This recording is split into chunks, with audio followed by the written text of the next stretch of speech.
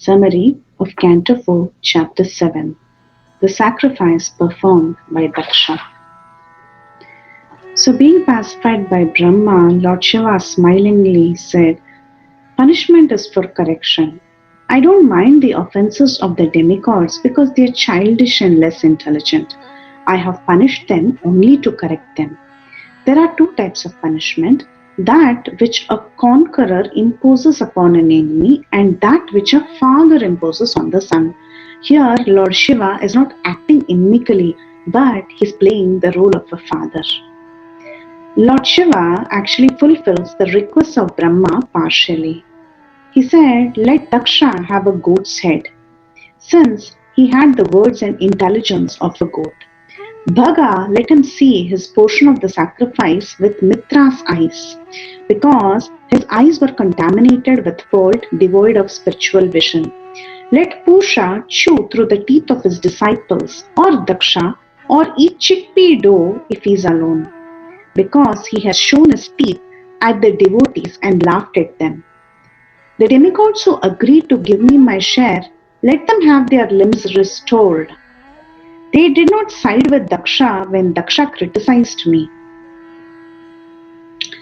The priests and others work with the arms of the Ashwini Kumaras and the hands of Pusha, since they favored Daksha, raising their arms and they were shouting. Let Brigu have the moustache of a goat, as he was the chief advisor of Daksha. Everyone approved. All the assembled people heard the words of Lord Shiva, who is the best among the benedictors, and approved, saying, "Sadhu, sadhu." And everyone went to the sacrificial arena. Then the demigods, the sages headed by Brigu, invited Lord Shiva and went with him, and Brahma, along with them, accompanied them to the sacrificial arena. Daksha eventually got a goat's head. After everything was executed exactly as directed by Lord Shiva, Daksha's body was joined to the head of a sacrificial goat animal. Then Daksha suddenly woke up from as if from sleep and saw Lord Shiva in front of him. Daksha's heart, which had been contaminated by hatred for Lord Shiva, was immediately cleansed like a lake cleansed by autumn rains. Daksha remembered Sati. Daksha wanted to offer prayers to Lord Shiva, but as he remembered the ill-fated death of his daughter, his eyes were filled and tears were pouring down. He just couldn't speak. He pacified his mind with great endeavor and he came to his senses and he began to praise Lord Shiva very sincerely. He told Lord Shiva, "By punishing me, you have showed mercy on me, although I am an offender. You and Vishnu never neglect even the Brahma Bandhus. Why then should you neglect me who is engaged in performing sacrifices? You always protect the Brahmanas in their pursuits of tapa, vidya, vrata, and self-realization, like a cowherd protects his cows with a stick. You were created by Lord Brahma for this particular purpose. Not knowing the truth about you, I insulted you with harsh words. Yet you took no notice. Instead, you compassionately saved me from hell by punishing me. Please be satisfied by your own mercy, for I cannot satisfy you with my words." Daksha then began his sacrifice again, being pardoned by Lord Shiva, and with the permission of Brahma, and Daksha again began his sacrifice. To resume the sacrifice, the Brahmanas offered the Purodhasha oblations to purify the sacrificial arena of the contamination that was caused by Virabhadra. As soon as King Daksha offered the clarified butter with Yajurveda mantras, Lord Hari appeared there on Garuda, illuminating all the directions and diminishing the luster of the demigods by his own effulgence. The Lord who appeared there was blackish in complexion. He was wearing yellow garments. His crown was dazzling like the sun.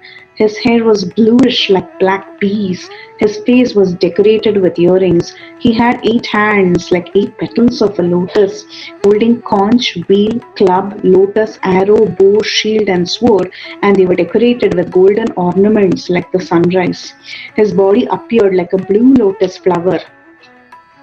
His chest, decorated with the goddess of fortune, was looking splendid, and it was decorated with a garland. His face was decorated with a beautiful glance and smiling attitude that can captivate the entire world, especially his devotees. A white canopy covered his overhead. Now, as soon as the demigods saw Lord Vishnu, when Vishnu became visible, all the demigods headed by Lord Brahma, Indra and Lord Shiva immediately offered their respects. They offered prayers. Everyone's luster faded in the presence of the Lord's effulgence. Fearful with awe and veneration, and folding their hands, they began to offer prayers.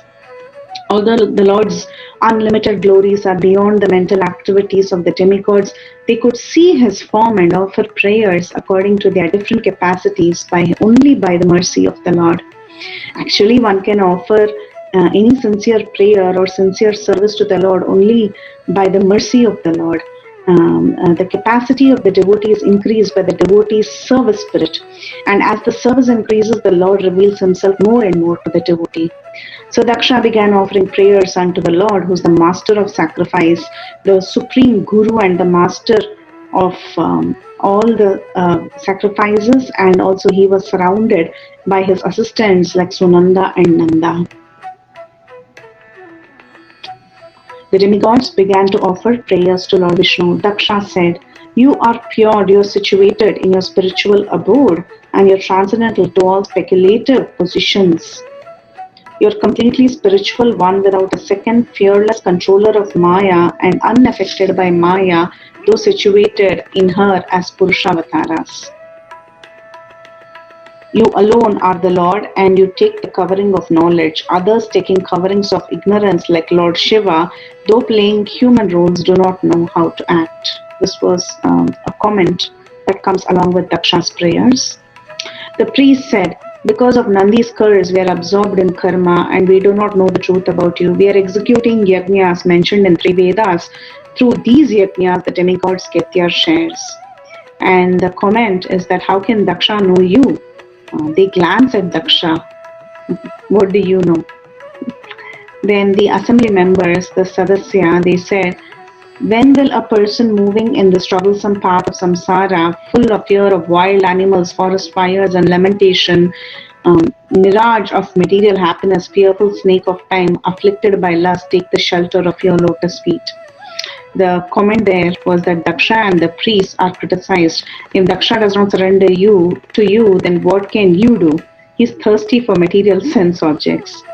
Then Lord Shiva said, "My mind is fixed on your lotus feet, which is the source of all benedictions, and they are worshipped even by liberated great sages, as they are worthy of worship. I do not consider the criticism of the ignorant by your mercy."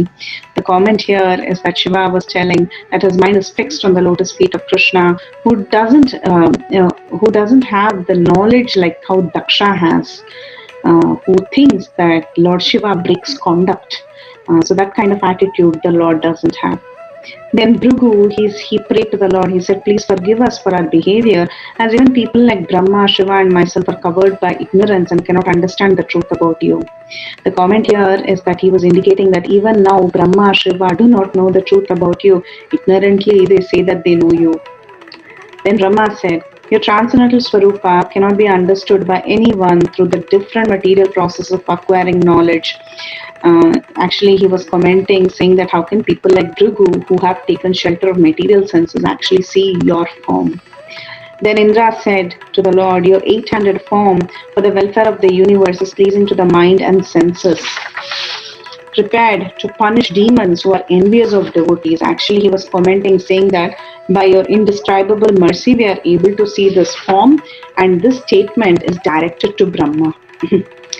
Then the wives of the performers of sacrifice said, "Please revive the sacrifice that has been destroyed by Lord Shiva, who is angry at Daksha." So they were meaning to say that without the Lord's presence, nothing can be accomplished, even with all other efforts. And this was addressed to everybody. The sages said, "Your activities are astounding. You perform actions by your potencies, but you are not contaminated by them, and you are not even attached to the goddess of fortune." And this was indicating that all other performers of action are attached to the results. And this comment is directed to Brahma and all others. The Siddhas, they said, "Our minds merged in the nectarian river of your transcendental pastimes and desires, never want to leave such transcendental bliss." They were indicating that let us submerge in the Lord's pastime without considering our duties. This statement was directed towards all the sages. Then Prasuti said, "O Srinivasa, please be pleased with us. Without your presence, the sacrifice is not at all auspicious, though endowed with everything." She was indicating that without you, my Lord, the sacrifice is not complete. The statement is directed to all the Devatas and Brahma as well. Then the Lokapala said, "We believe only in the direct sense perception and see you as the creation of the material world, although you are beyond the five elements." And it also has a comment that says that those who think your form is material, they do not see you. This is directed to dry jnanis, sages, and devtas. Then the Yogeshwaras, who are great mystics, they said, "Though the jnanis are very dear to you, you are Bhaktavatsala. Therefore, please bestow your bhakti, obeisance unto you. You've created so many varieties of manifestations under the three modes uh, though you're transcendental." So this has a comment that says that you're the most affectionate to the devotee. It is never said that you're affectionate to the jnanis. The Vedas personified said, "Though you are the shelter of the mode of goodness, you are nirguna and cannot be known by the Vedas." It has a comment that says that the Vedas do not know you, what to speak of others. This is directed towards the followers of karma and jnana. Then the fire god Agni Dev, he said, "Respects unto you. You are sacrifice personified. By your power, I burn with fuel and carry the sacrificial oblations." So he's indicating that he just carries the offering, but does not know the truth about the Lord. And this is directed to the sacrificers who think that they have all the knowledge about the sacrifice. Then the Devtas or the demigods said, "You are the protector, maintainer, and destroyer of this universe, so please protect us, your servants who see you." It has a comment that says that you are known by your servants and not by others. This is directed towards the sacrificers and jnanis again. Then the Gandharvas said, "While entering the assembly, we praise Daksha as the Supreme Lord, but actually we praise you alone, since all others are portions of your portions. We offer our respects to you." The comment is that they think that they are lords, but they are not. This is directed to Brahma and all others. And then the Vidyadhara said, "A materially absorbed person can reject illusion by hearing Krishna Katha." And the comment is that illusions can be rejected by serving the nectar of the Lord's topics. This is directed to the dry jnanis. Then the Brahmanas said, "We offer our respects to you who are sacrifice personified as Varahadev, and you are praised by great sages. If chanting your name destroys obstacles, then how much more will your very presence destroy obstacles?" So this is a comment that says that the obstacles to the sacrifice were the followers of Lord Shiva. The statement is directed towards the followers of Lord Shiva. Then after all these people offered their various prayers to the Supreme Lord with the hidden comments, the Lord began to instruct Daksha. So Daksha was ready to begin his yajna with a new consciousness that was completely purified. And Lord Vishnu, who is the enjoyer of the results of all sacrifices, was simply satisfied with whatever was his share. Lord Vishnu began to instruct Daksha. He told, "I am the super soul, I am self-sufficient witness, but actually there's no difference impersonally between Brahma, Lord Shiva and me. So never commit such offenses again." But actually we should understand that the Supreme Lord is one. According to scriptures, that is Vishnu, that is the Supreme Lord, who's right there, who's present there. So he says that I am the original person, but for creation, maintenance and destruction, I just act through Maya, taking different names. But how is Brahma, who's a Jiva, and Shiva, who's touched by the gunas, even though being Ishvara, non-different from the Lord? He says that only the ignorant people see difference between him and the Jivas, or between Brahma and Shiva and himself. But he is the non-dual Supreme Brahman. So the Jivas are non-different from the Lord because they are his Tatastha Shakti. And Shakti is non-different from Shaktiman. Brahma and Shiva are non-different from the Lord because they are his Gunavataras. Then the Lord said, "My devotees never see differences between me and all the jivas, just as a common man does not see any difference between himself and his limbs." The result of seeing non-difference between the three, which is Brahma, Vishnu, and Shiva, actually gives peace. But the non-difference should be understood in the right sense. Then Daksha, he begins his sacrifice. Daksha worships Vishnu. Since he was instructed by Lord Vishnu himself, Daksha first worshipped Lord Vishnu, and then separately he worshipped Lord Brahma and Lord Shiva. He worshipped Shiva with his share. After worshipping other demigods and by concluding his rites, he bathed along with the other priests. The demigods departed to their abodes after giving blessings to Daksha. Sati was reborn as Parvati in the womb of Menaka, the wife of Himalaya. Sati married Lord Shiva again because Sati had a lot of attachment to no one else other than her dear Lord Shiva, who was her only goal and her beloved husband. So, like this chapter is completed by saying that the story was heard from the mouth of Uddhava, and constant hearing and narrating of this pastime with devotion will destroy all sin. Hare Krishna. So this completes the summary of Canto 4, Chapter 7, the sacrifice performed by Daksha. Hare Krishna.